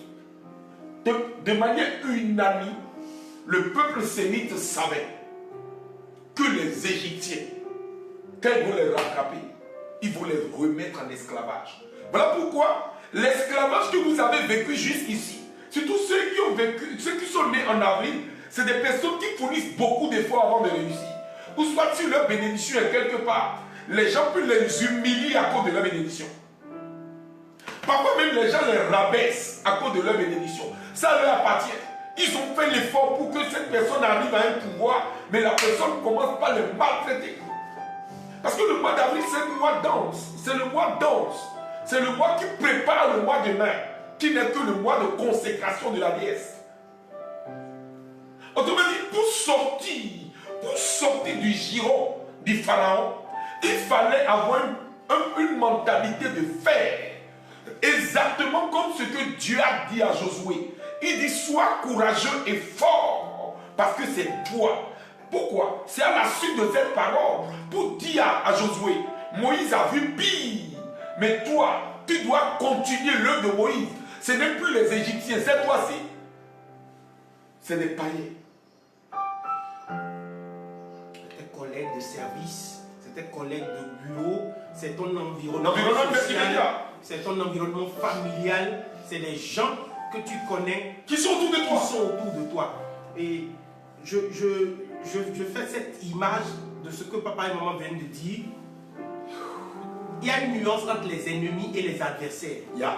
Il faut avoir peur de ces adversaires. Il ne faut pas avoir peur de ces adversaires parce que les adversaires ils sont physiques, vous les connaissez. Mais l'ennemi, il est tapis dans l'ombre. Là, Israël était confronté à l'adversité. Et eux, ils avaient peur des Égyptiens, alors que les Égyptiens avaient déjà peur d'eux. Et ils ont trouvé la stratégie pour les maintenir dans leur état. D'où je tombe sur les deux verbes forts qui suivent, les deux mots forts qui suivent et dont vous nous avez parlé hier. la fermeté et la ténacité. La ténacité. La question est celle-ci. Yeah. Tenir, c'est que j'ai un bout et mon adversaire a un autre bout. Ouais.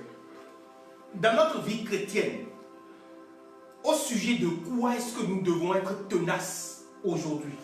Aujourd'hui, nous devons tenir ferme dans notre foi. Parce que quand nous ne marchons pas la foi, nous avons l'avantage. Mais quand nous ne marchons pas la vue, nous avons un désavantage. Parce que ceux qui ne marchent pas la vue, les choses spirituelles sont plus réelles que les choses en physique. Si je crois de tout mon cœur que l'Éternel est ma délivrance, peu importe ce que je vois, peu importe ce que j'entends, j'avance. Je ne tremble pas. Ce qui vous appartient, quand il est à vous, peu importe la stratégie par laquelle l'ennemi l'a tenu, il sera obligé de la libérer. Ok. Là, dans ce que vous venez de dire, je fais un lien entre une possession et puis le mécanisme par lequel on peut rentrer En possession. en possession. Parce que vous avez, j'ai posé la question sur la ténacité, vous avez dit que tenir fait. Ça veut dire que le mécanisme par lequel vous obtenez ce que vous tenez déjà, c'est la fermeté. Et vous avez dit qu'il faut tenir ferme dans sa foi. Je vais demander à un moment de compléter quelque chose à ce sujet. Oui, ce que papa dit est réel. Tenir ferme, la foi, c'est... La Bible dit que c'est une ferme assurance des choses qu'on espère et la démonstration de celles qu'on ne voit pas. Alléluia. Donc la foi, c'est quelque chose qui vient de... C'est pas un sentiment, mais c'est comme un pont qui vous relie au monde invisible. Donc, c'est parce que vous avez la foi que vous pouvez voir ce que Dieu voit. C'est-à-dire, la foi vous donne les yeux de Dieu. La foi vous permet de voir comme Dieu voit. Et la foi marche avec les pensées. Voilà pourquoi cette femme qui saignait du sang depuis 12 ans, elle s'est dit en elle-même, si seulement je peux toucher. Donc, elle s'est parlé. Donc, la foi a un rapport avec les pensées qui vous animent et la peur a un rapport également avec les pensées qui vous animent. Donc, si vous ne travaillez pas à épouser les pensées de Dieu et que vous voulez épouser les pensées de ce monde, vous allez vivre continuellement dans la peur. Mais si vous travaillez à voir comme Dieu voit, aller à la parole de Dieu, vous allez pouvoir tenir ferme et garder votre foi, quoi qu'il advienne, parce que notre père Abraham, il a vécu. On dit qu'il ne vacillait ni à gauche ni à droite, mais il savait que Dieu, qui a fait cette promesse, était capable de l'accomplir. Tout ce qu'il sait, c'est que Dieu était capable de l'accomplir. Il ne sait pas comment, mais il sait que Dieu le fera. C'est tout. C'est tout. Maman vient de dire que la foi, c'est voir ce que Dieu voit. Yeah. Et dans ce que Dieu voit, il y a la destinée, il y a votre combat, il y a votre pensée et il y a votre action. Si je saucissonne l'ensemble des champs que vous avez abordés, vous avez parlé de la destinée, vous avez parlé du combat que vous menez actuellement, vous avez parlé de la pensée que vous avez et vous avez parlé de l'action que vous menez. Ouais. Alors la question c'est, la suite c'est, vous verrez ce que Dieu va faire pour vous sauver aujourd'hui. Il n'a pas dit ce que vous allez faire pour vous sauver. Vous savez, l'homme est tellement anxieux, soucieux de son avenir. Sans savoir que Dieu a un avenir meilleur que ce que nous avons planifié pour nous-mêmes. Vous savez, moi je préfère être esclave de Dieu que d'être esclave des hommes. Parce que Dieu ne se trompe pas. Nous les hommes, nous faisons des erreurs. Mais Dieu, lui, ne fait pas d'erreurs. S'il est vrai que pas des erreurs, Dieu nous montre une réalité de ce qu'il veut nous enseigner. Ou soit pas des erreurs, Dieu nous enseigne pour pouvoir enseigner les autres.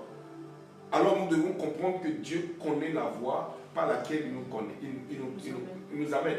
Vous savez, quand vous regardez un chemin, une route droite, ne croyez pas qu'il n'y a pas d'embûches. Il y a beaucoup d'embûches sur un chemin bien tracé. Je me rappelle un jour, j'étais sur un couloir et le Seigneur me dit, tu vois, la voie elle a été faite, bitumée bien droit, mais est-ce que tu sais qu'il y a des fossés? J'ai dit, mais Seigneur, comment il peut y avoir des fossés? Et marchant, il me montre ici, tu vois. Quand je pose mes pieds, j'ai comme une vibration. Il dit, un grand trou. Et Généralement, à cet endroit, il y avait des accidents répétés. Il dit maintenant, je vais te faire voir quelque chose. On va fermer le tout pour une semaine. J'ai dit, Seigneur, comment on va fermer pour une semaine? Toi, tu es Dieu, moi, je suis l'homme. Fermons ça pour un mois. Et si tu as fermé, on fait pour un mois, qu'il n'y a rien. Alors, je vais te demander de fermer ça pour 1000 ans. Pendant un mois, il n'y avait pas d'accident. J'ai dit maintenant, je veux que Seigneur, s'il doit avoir un accident là, ça doit être naturel. Mais tout ce que ce trou buvait, je ne veux plus voir ce trou boire. Vous imaginez, il y a tellement de choses spirituelles qui se produisent que l'œil nu ne peut voir. Vous allez voir des êtres humains normaux qui ne présentent aucun symptôme physique, mais qui en réalité sont des personnes malades, qui transportent des difficultés à ceux-là que tu parles. Tu ne sais pas comment tu fais, mais quand l'argent rentre dans ta main, ça disparaît. Tout ce qui concerne ta vie devient compliqué. Tu dois dire à Dieu, Seigneur, je te livre la bataille. Je suis allé jusqu'à dire à Dieu, exerce ma main désormais au combat. Je ne veux plus combattre par moi-même, parce que l'arme que j'ai est en train de s'effriter. Je préfère que tu utilises ton arme, que tu sois toi-même le bouclier que j'utilise. Je ne veux plus utiliser l'arme de Saül. Je veux utiliser le type d'arme que tu as donné à David.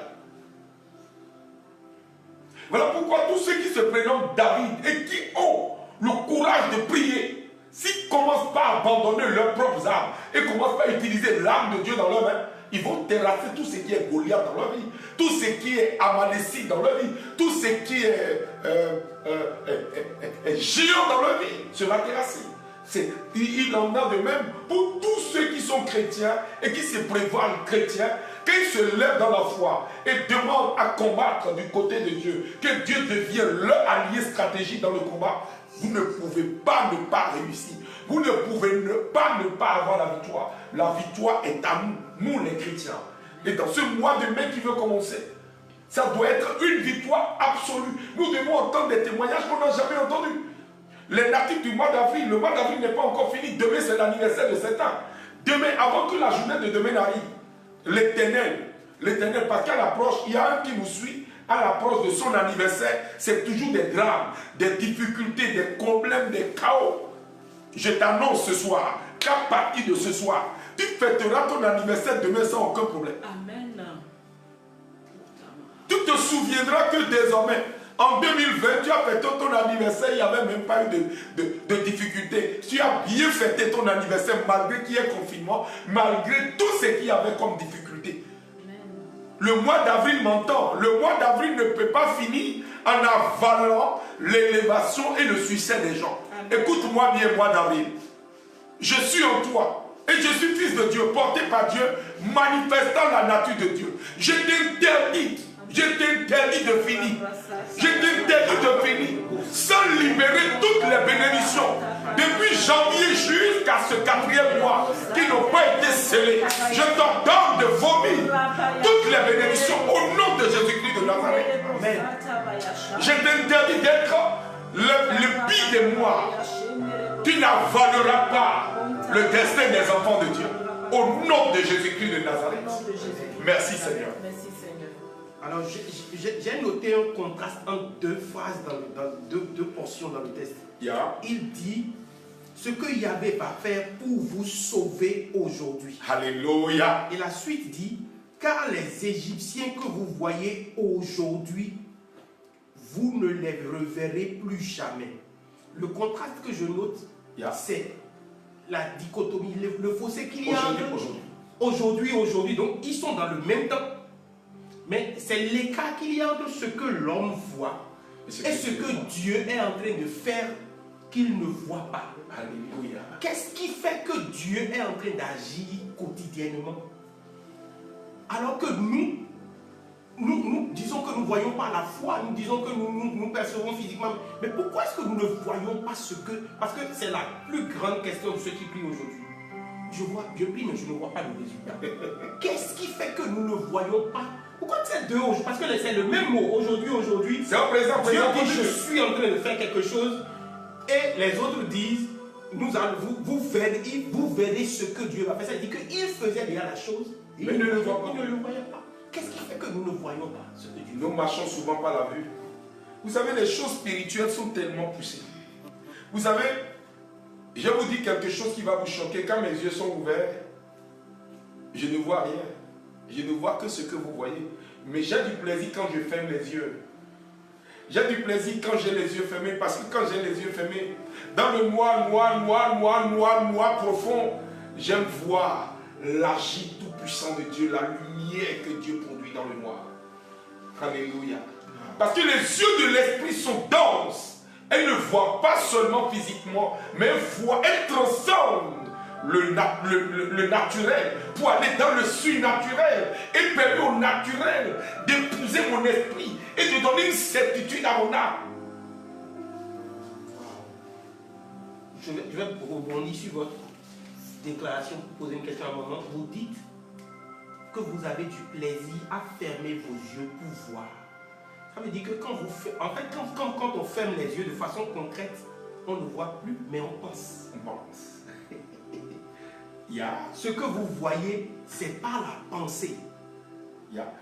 Tu harmonises le type de pensée de Dieu au type de pensée que tu as pour faire la déduction du surnaturel pour rebondir dans ton état normal. Parce que l'homme est esprit.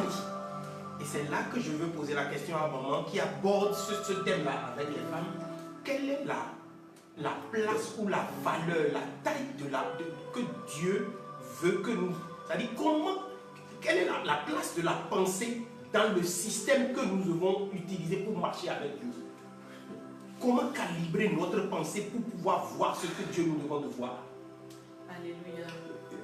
Alors, avant de répondre à cette question, je voudrais aussi dire que pour ajouter quelque chose à ce que papa a dit, que Dieu nous permet aussi de ne voir que ce qu'on peut voir. Alléluia. Parce que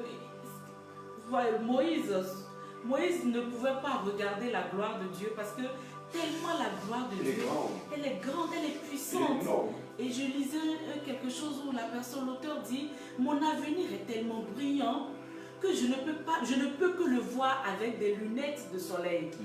C'est-à-dire qu'on ne peut pas voir. Oh, les lunettes de soleil sont comment? Sont noires. Sont noires, voilà. Et donc ça rejoint ce que papa dit. Donc ça dit, on ne peut pas, Dieu fait des choses, Dieu ne peut pas nous montrer tout ce qu'il fait, sinon on aura peur de Dieu. Si Dieu pouvait te montrer le combat qu'il mène autour de toi, tu auras peur. Donc il te prive de certaines choses pour que toi-même tu ne vois pas tout. Regarde même Moïse. Moïse dit, Seigneur, je veux te voir. Il dit, tu veux me voir? D'accord. Viens. Maintenant, comme je t'aime, que tu es mon fils, que je t'aime, il a caché dans la femme du rocher. Mais malgré ça, quelque chose d'extraordinaire s'est produit. Vous savez, j'aime le type de Dieu que j'ai. Le Dieu redoutable que nous avons. Vous savez, le Dieu que j'adore, il tire du rocher le plus dur le miel. Il tire de lion le miel. C'est un Dieu qui récolte là où il n'a pas semé.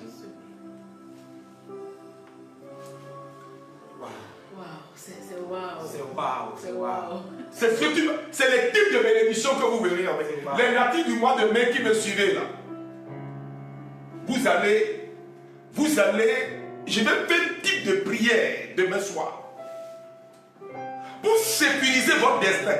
Amen. Parce que c'est des sujets coriaces, mais qui sont sujets à des maladies terribles à partir de l'âge de 40, 45 jusqu'à 60 ans. Parce que c'est des personnes qui peuvent passer tout le temps à réfléchir pour réussir. Les natifs du mois de mai, c'est des personnes qui ont une densité spirituelle très profonde. Voilà pourquoi on dit souvent, quand vous mariez une femme de mai, si vous n'avez pas du caractère, vous allez la chasser. Parce qu'elle a une rigueur extrême.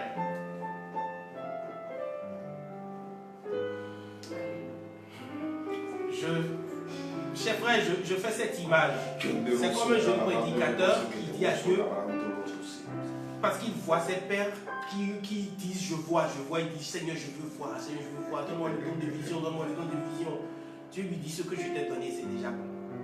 Il dit non, je veux voir aussi. Il avait une Vespa.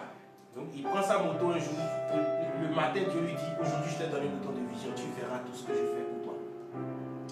Il prend sa Vespa, il sort dans la rue. Subitement, il voit une flèche enflammée qui vient directement sur lui. Il a le temps d'esquiver à droite ou à gauche. Après, il voit deux flèches venir. Et il a le temps de s'abaisser pour esquiver vers le mur. Et quand il est maintenant arrivé dans une zone où il était à vive allure, il voit des flèches venir partout. Il a vu qu'il pouvait esquiver nulle part. Là, il a pris peur déjà parce qu'il a vu que là, il a demandé à voir. Il voit maintenant. Il voit maintenant. Alors il dit la seule chose dont je me souviens, j'ai dit à Dieu, Dieu, je ne veux plus voir, toi fais.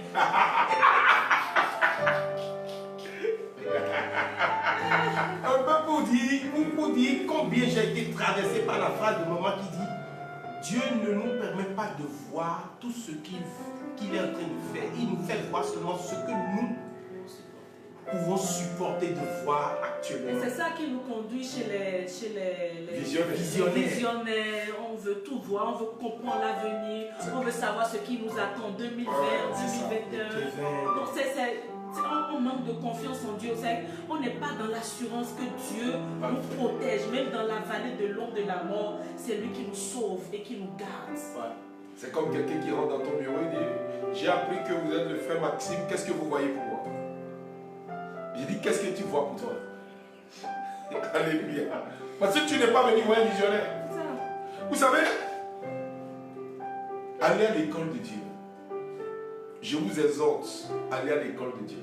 Le mois de mai, c'est le mois de Marie. Je vais vous parler un peu de Marie demain, de qui elle est et comment Marie opère dans le monde. Vous verrez que c'est tellement profond. Et c'est un mois qui suit un autre mois mystère, le mois de juin. Donc on va se préparer. Les natifs du mois d'avril, n'ayez pas peur. Votre avenir est sécurisé. Tout à l'heure vous avez parlé de avril et de mai. Yeah. Et là vous revenez sur le mois d'avril. Hier vous disiez, quand on était arrivé sur le mot jamais, vous ne les reverrez plus jamais. Que nous sommes en train de faire la transition entre deux portes fortes. La porte du mois d'avril, la porte du mois de mai. Je ne sais pas si ceux qui nous suivent nous sont souvenus hier, vous avez parlé des 5 premiers mois et vous avez dit que ceux qui sont nés pendant ces 5 premiers mois portent une bénédiction de primeur. De primeur, c'est ça. Et que c'est à partir d'eux que se fait la multiplication de tout le reste Du mois. selon les autres mois de l'année. Donc, ma question c'est, ce jamais-là, parce que le test, j'ai bien compris que vous ne l'avez pas choisi au hasard. Je vous fais la confidence, tout à l'heure, j'ai demandé à papa, quel est le test que nous allions prendre aujourd'hui? Et il m'a dit, nous gardons le même test. Et c'est là maintenant que je suis en train de comprendre pourquoi nous gardons le même test. C'est que ce jamais revient, on est en train de finir le verset 13 et on va s'arrêter là. Pour aujourd'hui, pour continuer, finir avec le verset 14 demain. Ce jamais-là, quel est le lien entre ce mois d'avril et le mois de mai? Et quelle est la page qui est en train de se qui sera retournée définitivement?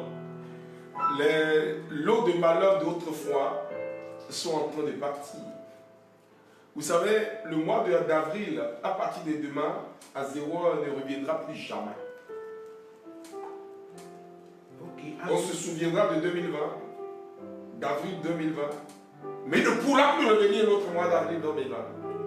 Et 2020, vous nous l'aviez dit au début de l'année, était la porte de la décennie. La décennie. Donc en fait, vous parlez de la porte de toute la décennie d'avril à mai. Amen. Et à partir de demain, l'année 2020, excusez-moi, va prendre une autre tournure. Parce que c'était le mois des essais.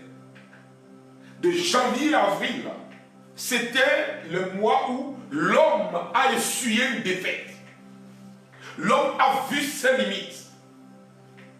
Et le mois de mai, c'est le mois où Dieu va étendre sa main pour commencer par dévoiler ses mystères, pour commencer par montrer ses mystères à ceux qui le craignent. Et c'est un mois où il y aura une bénédiction à 5 volets. Autrement dit, les 5 ministères de Jésus vont s'accomplir sur ce mois. Jusqu'à 20 ans, vous allez voir que jusqu'à 20 ans, c'est-à-dire, quand vous voyez de 2020 à 2030, de 2030 à 2040, ça va être un renouvellement. La mentalité des chrétiens va changer, la mentalité des musulmans va changer, beaucoup de renouvellement et beaucoup de décisions vont être prises sur le plan étatique, sur le plan spirituel, sur le plan social et sur le plan mondial.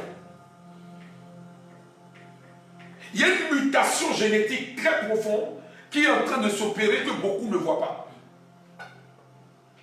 Il y a un renforcement des capacités spirituelles qui a commencé que beaucoup ne voient pas. Voilà pourquoi ce 3e niveau de relève spirituelle sera un niveau spirituel où les gens qui ne comprennent pas le mystère de Dieu seront obligés de se retirer.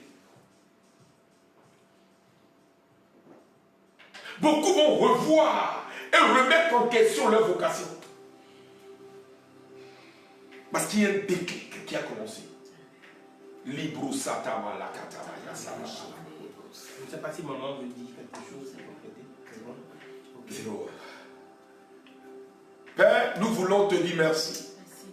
Je tends ma main et je touche la vie de toutes ces personnes, Père. Au nom de Jésus, que cette main tendue, Seigneur, aille dans les maisons. Arracher tout ce qui est comme dépôt de l'ennemi dans les maisons, Père. Que tout ce qui était caché dans les entrepôts, tout ce qui était caché dans le ciel des maisons, dans l'atmosphère spirituelle des maisons, soit dégagé. Tout ce qui était enterré dans les sous-sols, par les soit détruit au nom puissant de Jésus. J'appelle à l'existence ce qui n'existe pas dans les maisons. Je renverse l'autel ancestral maléfique que l'ennemi a établi sur les familles, dans tout le monde entier, Père, dans tout le monde entier, toutes ces personnes qui me suivent, à cette heure, Père, que ta gloire explose dans leur vie. Au nom de Jésus-Christ de Nazareth, Père, je te dis merci pour ces miracles que je vois. Je te dis merci pour ces personnes qu'on appellera demain pour confirmer dans leur emploi. Je te dis merci pour cette nouvelle saison qui commence pour plusieurs personnes et qui le perçoivent au nom de Jésus-Christ. Amen. Le frère Yvon Daka nous prend une cantique pour clôturer pendant que j'annonce, demain nous commençons à 23h. Demain c'est à 23h que nous allons commencer la veillée. Et nous finissons à 0h30. Si nous voulons poursuivre, on va finir à 1h, mais 0h30. On va faire ce qu'on appelle la prise de possession. Tous les natifs du mois demain, jeûner. Ceux qui peuvent jeûner de 6h à 18h, jeûner. Ceux qui peuvent jeûner de 18h pour rentrer dans le 1er mai, jeûner. Et demander à Dieu, ceux qui sont malades ne jeûnez pas. Ceux qui ont des difficultés, les femmes enceintes ne jeûnent pas. Mais le mois de mai, ceux qui sont nés un 1er mai, dès le début de la journée, commencez par parler à votre vie. Dites à votre vie que toutes les petites maladies qui sont greffées à vous, que leur solution vienne. Demandez à Dieu que tous les malheurs que vous avez suivis dans le mois de mai, qui apprécient votre mois de naissance, mais qui constituent parfois pour vous un mois de peur, soient ôtés de votre vie. Que tous les mauvais souvenirs que vous avez eus par le passé, jusqu'à cet âge, soient effacés. Dernière chose, quand nous allons finir, prends de l'eau et bois, saute une bouteille de champagne et dis à Dieu, tu as fait de moi un champion et je n'échouerai pas au nom de Jésus-Christ. Amen. Yvon, joue mon désert.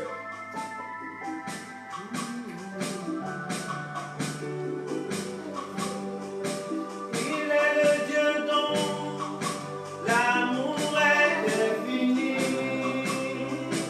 Il est le Dieu dont l'amour surpasse. Ce qu'il a dit, sa main l'accomplira. Il mérite l'adoration, adoration, adoration.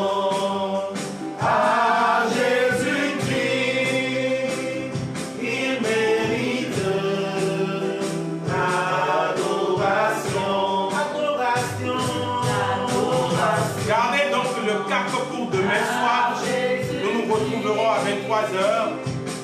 Bonne nuit à vous. Shalom.